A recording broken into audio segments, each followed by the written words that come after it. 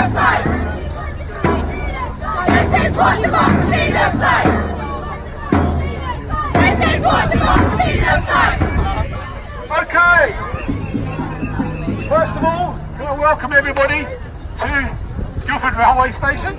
It also happens to be the headquarters of the regional office of Surrey County UNISON branch, and it's UNISON that have organised this rally today to support the strike and the process that you've organised today. We've organised this to support you.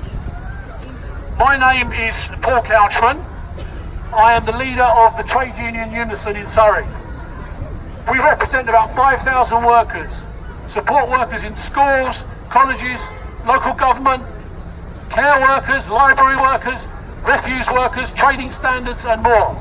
And we are really proud to be supporting the global earth strike today.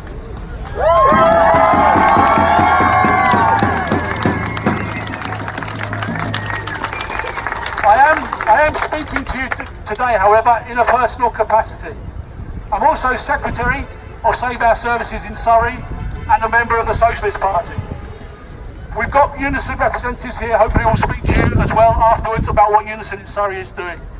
But I want to give a warm message of solidarity to all you incredible young people at a time of fear and anxiety, of confusion and political turmoil.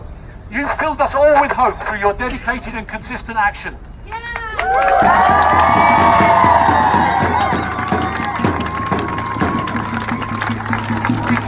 Inspired by Greta Thunberg, school students have been taking strike action every month across the world for over a year.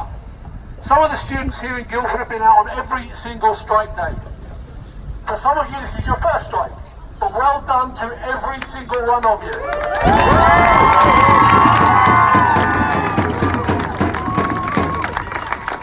Today marks an important new step in the Youth Strike for Climate movement and sees the young people linking up with workers in protests and short stoppages across the country.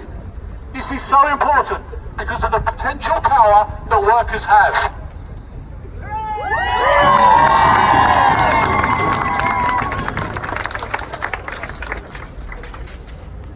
Mass protests like these, like those organised by XR and others, are great. They're exciting, they get publicity, they block the streets and they get people to stop and listen.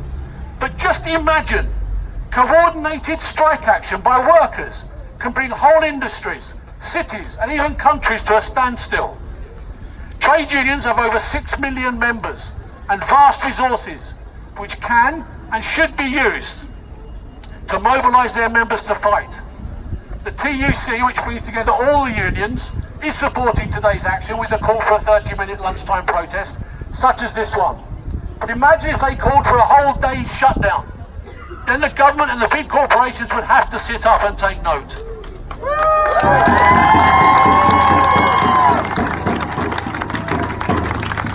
The workers, organised in the trade unions, have the power to force this government out and to push for the kind of radical change that we need.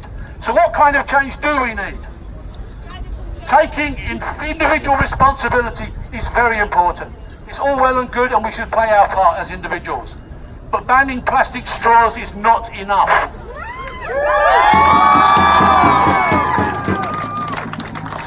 Since 1988, just 100 multinational companies have been responsible for 71% of all emissions internationally.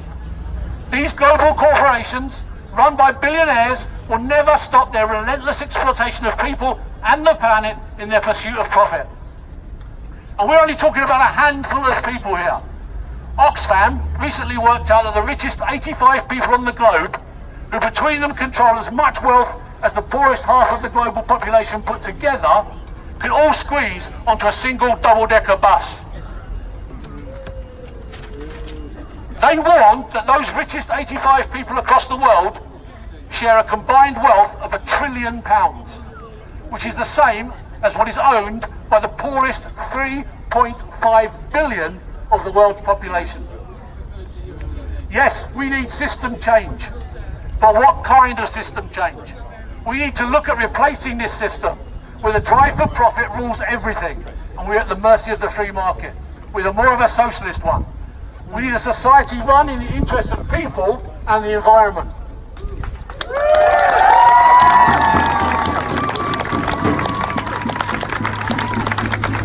That means taking the huge corporations that dominate the economy, the transport, water and energy industries, the giant retail stores and food producers into democratic public ownership under our control and management, then we can truly come up with a plan to save the environment, support the peoples of the world and the planet itself.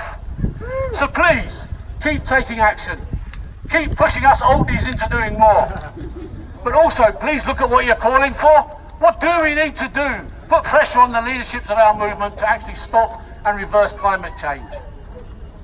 Lastly, there's one more thing that you can do to get organised, help you to develop democratic structures to help with this campaign. To work out your own slogans and demands and maybe look at other issues, other campaigns, such as fair funding for schools, fighting against academies and privatisation of education, campaigning on things such as school uniform or equality issues, or maybe defending school staff who are threatened with job losses.